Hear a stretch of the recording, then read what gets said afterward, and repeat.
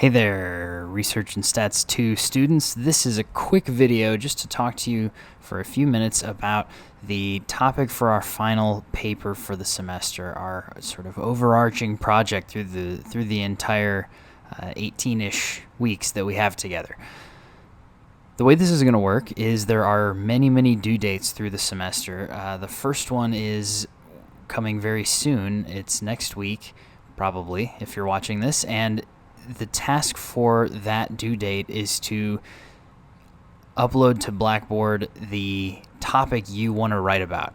And the topic is somewhat open-ended, but is controlled within the context that it has to be about task switching, which is a cognitive effect that I'm going to describe to you right now. And then once you've proposed your topic, you'll go through and you'll start planning out the paper. You'll do the background research. You'll give me a list of sources and summarize one of them. Then you'll start building an outline of your intro, your lit review section.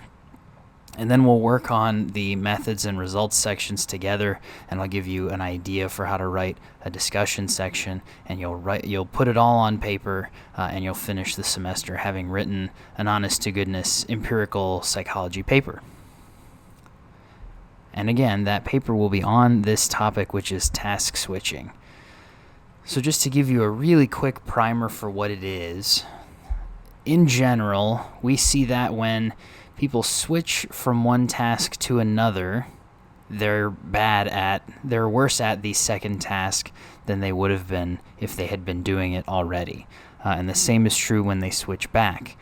It may seem a little kind of obvious, I guess, on its face like that, but it's something that we don't really seem to believe in ourselves on a day-to-day basis.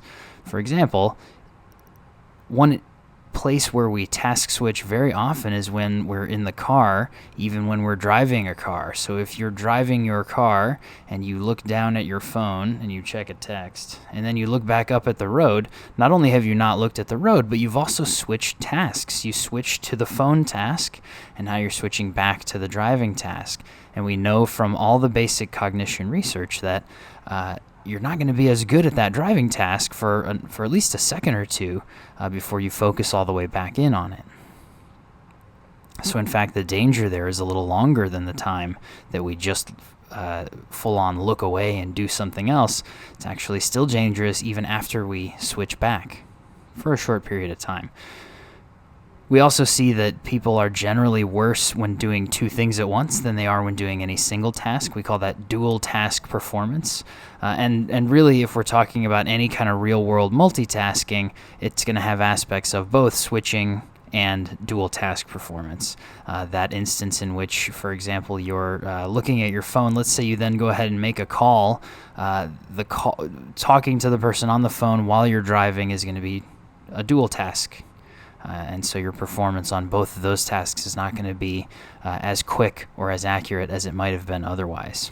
So I'm going to present you a piece of basic work on this and then a piece of applied work to try to make my point. Trust me that there is lots and lots of other work, and that's good because that's what I want you to go and seek out for the final paper. And so let's talk about two papers here. So Gopher, Armoni, and Greenspan in 2000 published a really complex set of manipulations across 6 different experiments that have very important theoretical implications for our understanding of exactly what's going on when people switch tasks. But for us, it's just going to be, I'm going to show it to you here as a great example of switching costs. So the task itself was fairly simple. A letter showed up on the screen, and the participant responded with either the same or a different letter.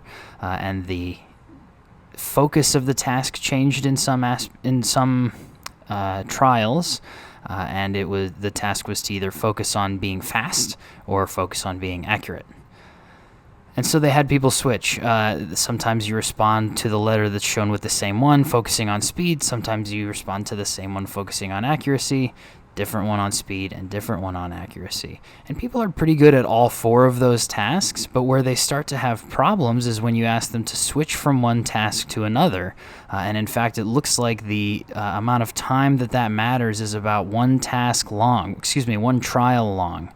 So you can see really clearly in the graph on the slide here that if you compare the trials on which the person was instructed to switch to those before they were instructed and those after, they are about 300-ish, sometimes 400 milliseconds slower on that switch trial than they were on either task before or after the switch trial. So what we see here is no matter how confusing or complicated the task might seem, these participants tended to perform about equally on all 4 of those possible tasks. But if you ask them to switch from one to the other midstream, that was a little bit more difficult. For an applied example, I'll share Rosen, Mark Carrier, and Cheever with you from 2013. They had this really great little design where they trained 128 observers, college students, to watch younger students study. So not a little experiment at all, but a very cool idea. And so they had these students recruit an elementary schooler, a middle schooler, and a high schooler, and they ended up with 279 younger students in the sample in the end who made it through, for whom they had good data.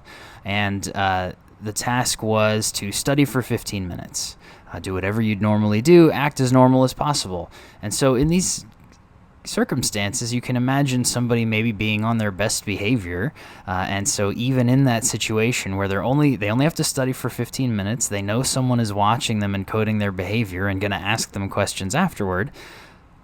The run of time that these kids were able to stay on task averaged about 5.5 minutes between. So in the course of a 15-minute study session, most people were really only able to focus for about 5 minutes at a time. It varied, by the way, from 1 to 15, so some of them could only focus for barely a minute.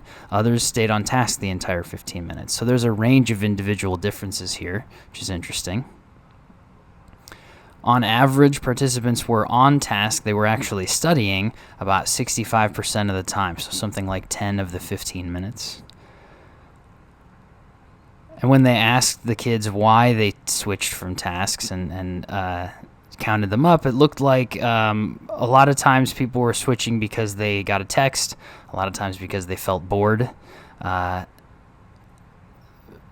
There were a lot of phone calls received as well, and then switching to another computer screen or to another tab, I think, is included in that on their internet browser, or moving back and forth between the computer and the TV. And there's a couple of great graphs here. So across each observational moment in the fifth, so they measured at each minute, there's an increase in the number of computer windows open across the middle of the study session. So it's low. It's down around 2.5 on average at the beginning, and then back down to 2.5-ish at the end. Rises almost up to 3.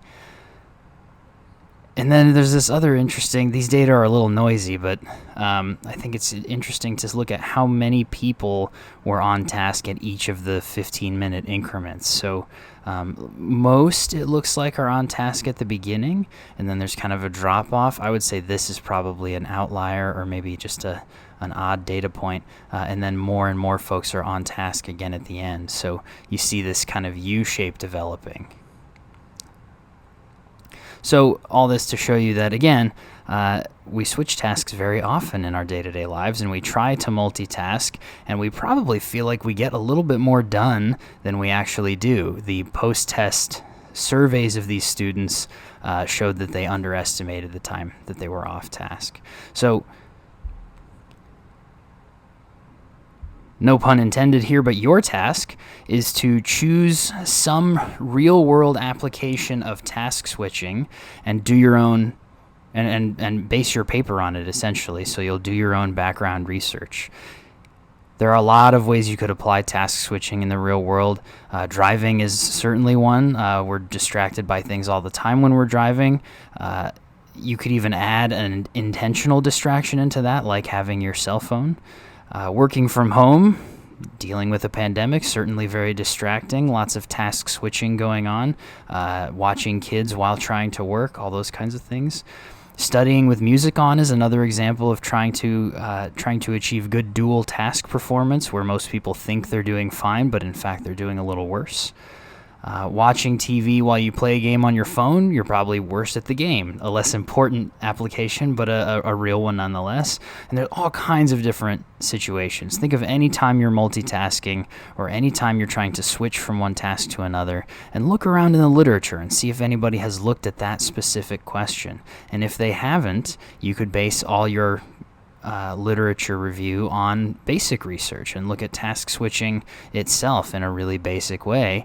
And then your task, again, back to the title of the slide, is to send me your idea. So come up with the idea, the way you want to apply task switching. There's a spot on Blackboard for you to upload it. When you upload it, I think I've asked you to upload one paper. The paper on which you've based the idea is kind of what I have in mind there. And I'll give you some feedback. I'll say, yeah, this works, or maybe this doesn't. Try thinking about it this way instead.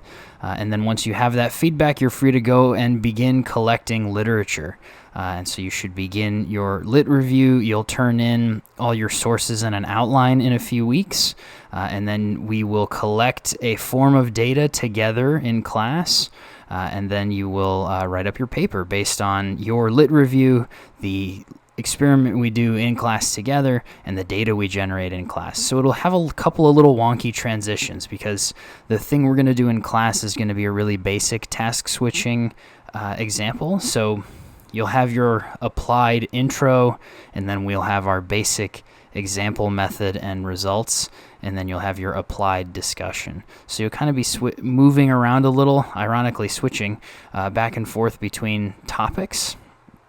And the document on Blackboard describes this. You're just going to basically have a couple of fairly ugly transitions, and that's okay. It's part of how this is going to work. So this is the paper and the task switching plan for the semester. We'll talk more about it as time goes forward. And of course, I'm here as you have questions. But remember that this is a scaffolded assignment, so we're going to work on it together through many different submissions over the course of the semester. So if it seems scary now, don't worry. We're going to go through it all as a group, even though we're writing individually. Okay, on we go.